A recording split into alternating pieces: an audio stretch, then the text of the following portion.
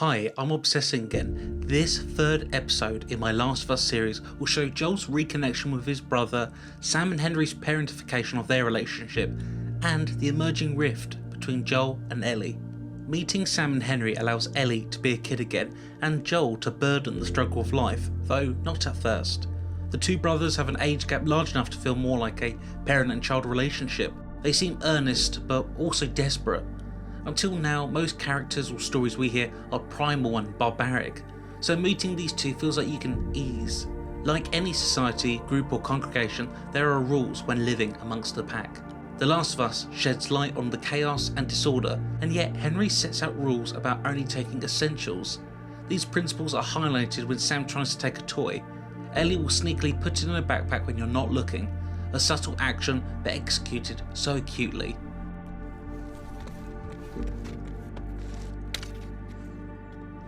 Making your way swiftly through the armed thugs, you can feel Joel is legitimately looking out for the brothers, even though Ellie is still the priority. As mentioned in the previous episode, relationships in The Last of Us are formed from habit, as opposed to genuine care or affection. Both adults recognise the care they have for both of their companions, so it's a vested interest in keeping them both safe. Though this newly established group doesn't go without fending off clickers and runners, the shootout breakthrough from Fedra simply displays the same sacrificial motivation Joel would share with Ellie, as Henry does with Sam. I relate to Henry's choice to protect Sam instead of putting their neck on the line to save Joel and Ellie. What is this bullshit? Hey, now! What the fuck, Henry? Shit. One more time, punch it! We stick together. The cinematic chase may feel of its time, but it mainly serves as a big motivation to display the value of sacrifice and care when looking out for your pack, that be family. Fuck!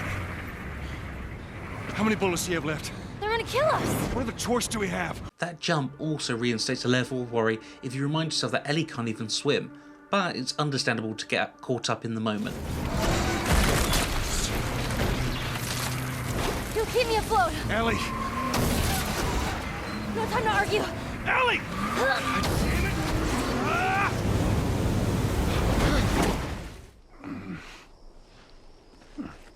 Henry! He's awake! Hey, you. We're alive. When you are brought to, Joel retaliates, with Ellie being the diplomatic pacifist, a role she only adopts when Joel is at his most unhinged, or protective, depending on which way you look at it. Henry! Get back, hey, son! hey! He's pissed, but he's not gonna do anything. You sure about that? Stop! Joel? And in all the anguish and bitterness Joel has in the preceding events, this most prolonged period of not feeling alone, being comforted by the company of people who are not mercenaries or ones with ulterior motives at our detriment. When exploring the abandoned shelters, it's a sobering guilt, knowing the outcome would be unlikely positive for what was once a settlement.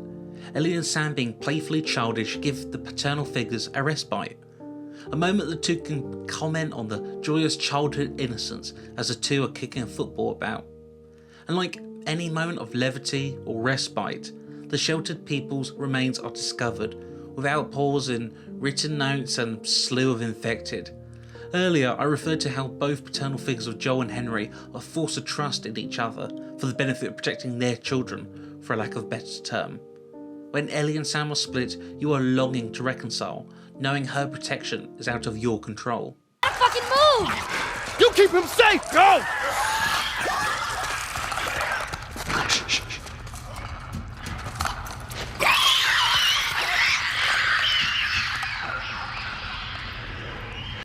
Eventually, finding the exit after fighting the infected allows for the downtime of surveying houses, giving Ellie the more realistic middle-of-the-road American lifestyle of what life was like. So much so that she gets to see an ice cream truck, to her amazement. What is this? Oh, this is an ice cream truck. An ice cream truck? Yeah, Henry told me about these. They'd sell ice cream out of the truck. What? No way. Joel? Despite Henry being a capable adult, this town we embark on is a level of normality he wouldn't have been old enough to even remember. It's eerily quiet. The sudden shot from a peering sniper, Joel clambers through the white picket fence suburb. The tense moments of picking these guys off are more painstaking when you are hopelessly too distant to physically be there for Ellie, Sam and Henry as they become overrun by infected. The group are forced to flee and quickly make it to a safe house for the night.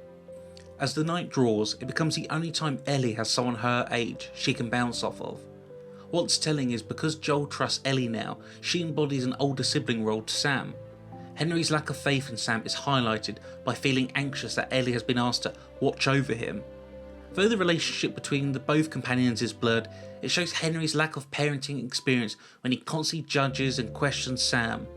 The pair open up to each other, talking about their fears, Ellie being earnest and Sam being honest.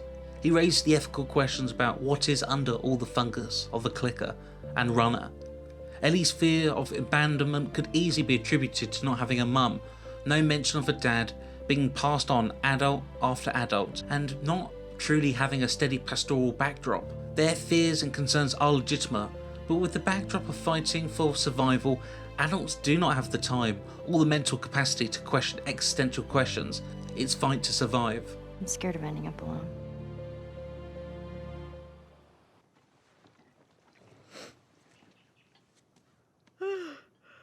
Damn, that smells good. Morning. Sam's turning is a heightened moment that no one is held accountable for. The juxtaposition of a somber morning rise to a split decision forces Henry to make the painfully dispassionate but logical step of killing his brother. That's my fucking brother! Screw it!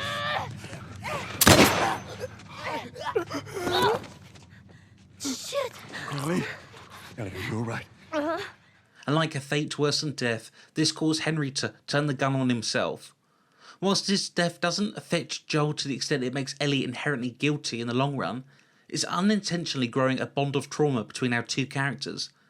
The outside world is moulding Ellie by making her more resilient at the cost of severing her child's curiosity about the world. It's all your fault! Henry! Henry, no! Oh my god. Like Joel's love for Sarah, we are witnessing the parallels of his devastation in the eyes of a brotherhood that's more like a fatherhood. Ellie in future chapters will echo the pain of this moment, but for Joel, it probably plays out a little too close to home. We're now in the fall season. The fog, grey clouds and drizzles of rain are the setting of Jackson. We'll begin to see the flourishing bond of teamwork between the two. A gentle high five from getting over the bridge is evident of this. And the evidence of the bleakness in this game is a small makeshift grave found off the beaten path. It's a moment of reflection, in this case the recent event of Sam and Henry, which Joel sternly brushes off. A typical father or dad would try and reassure, but Joel's actions of choosing not to acknowledge it only make it harder for Ellie. You're right. I'm sorry. Please tell me you're lost. Oh, we didn't know the place was occupied. We're just trying to make our way through. Through to where? They're all right. But you know these people? Know him. He's my goddamn brother. Tommy. Holy shit. How you doing, baby brother? Goddamn. Yeah. Let me look at you. As the two brothers reunite, it's like looking in a mirror. Slight physical differences, but undeniably brothers. We are also introduced to Maria, who lays the law in this faction.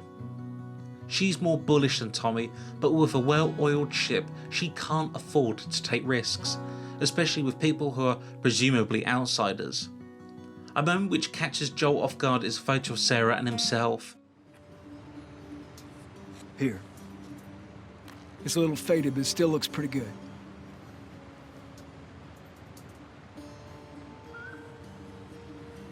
I'm good.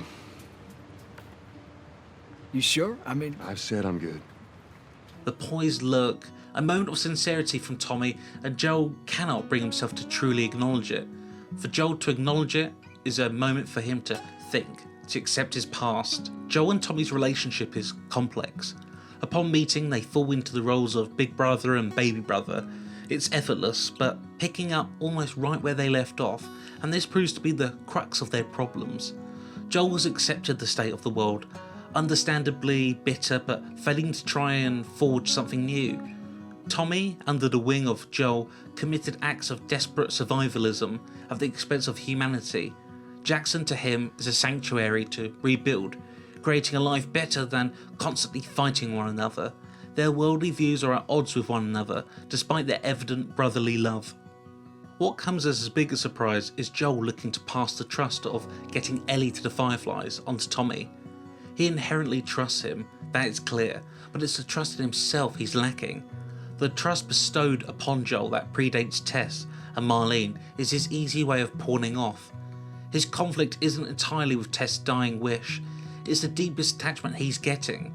What was a cargo job has now become a child he cares about.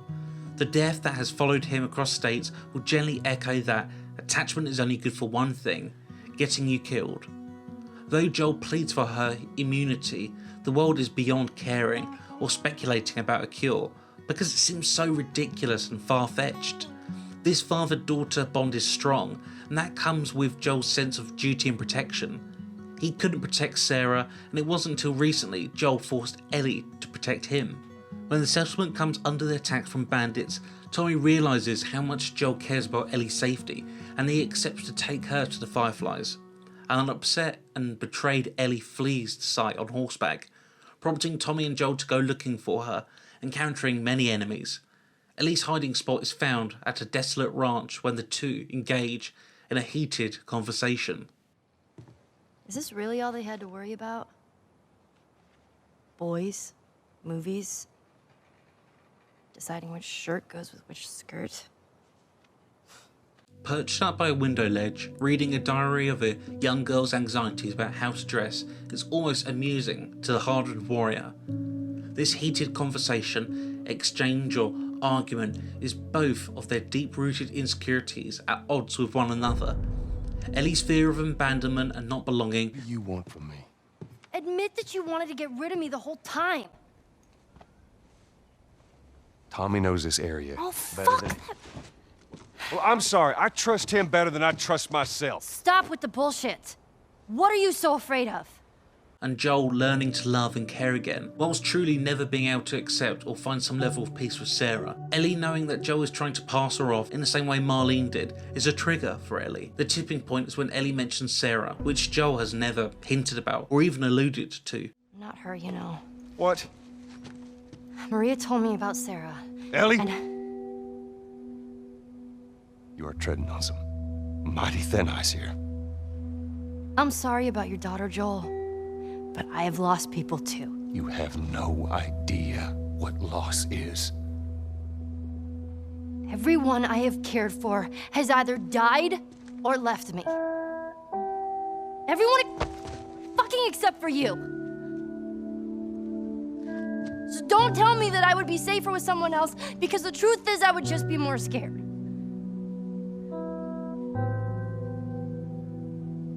You're right. You're not my daughter. And I sure as hell ain't your dad. And we are going our separate ways. Get it together.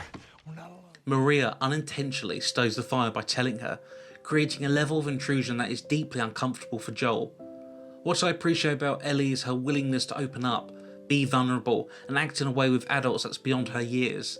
Her loss isn't valued or respected because Joel deems the magnitude of losing Sarah too big for Ellie to even comprehend. This story has been building Ellie up into a capable and independent young woman, but this is not only undermining, but it's taking her trauma and life experiences and passing them off because the little girl cannot comprehend a loss like Joel has. Ellie is looking for validation from someone she deeply respects, and Joel keeps knocking her down. The final moment of him saying, "You're not my daughter, and I as sure as hell ain't your dad," is a brutally sharp put down. He feels too attached and fearful of losing someone he loves. As they make it out of the ranch, Joel backpedals on his decision and agrees to take Ellie one step closer to finding the Fireflies. However, it should be noted her chirpy behaviour is muted and she's considerably distant.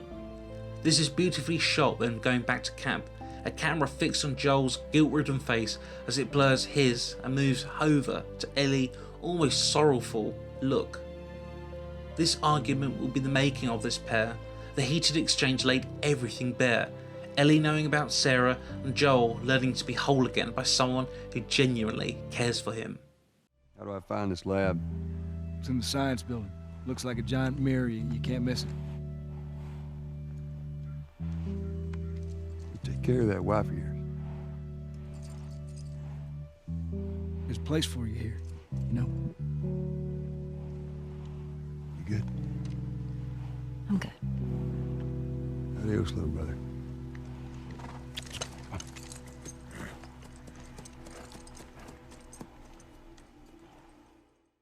Okay, let me see if I get this straight.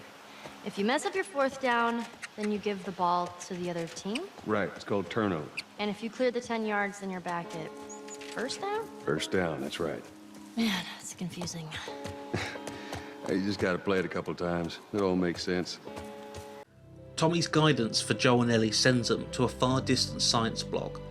The autumn leaves, trotting through the university campus, is a moment where I truly believe their relationship is solid. A lot of that comes from Joel being forced to share who Sarah was to him. It's Joel's guard being dropped.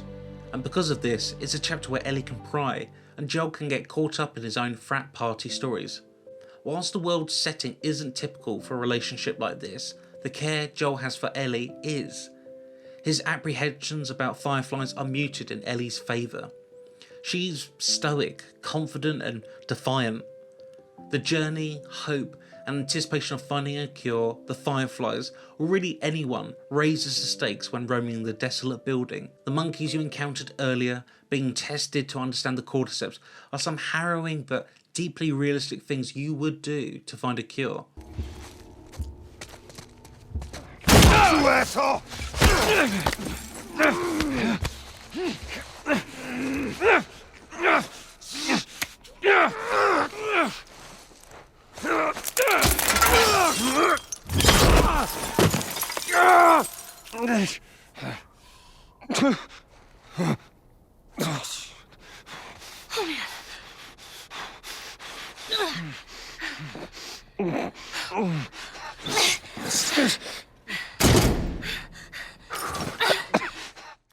It's not until Joel is involved in a tussle, plummeting onto a larger spike, that it feels the curtain is drawing on the two.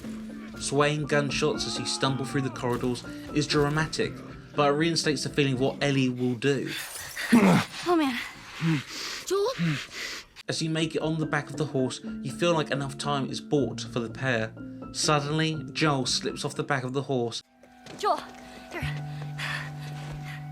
Oh, get up, get up, get up. You gotta tell me what to do. Come on, you gotta get up. Joel?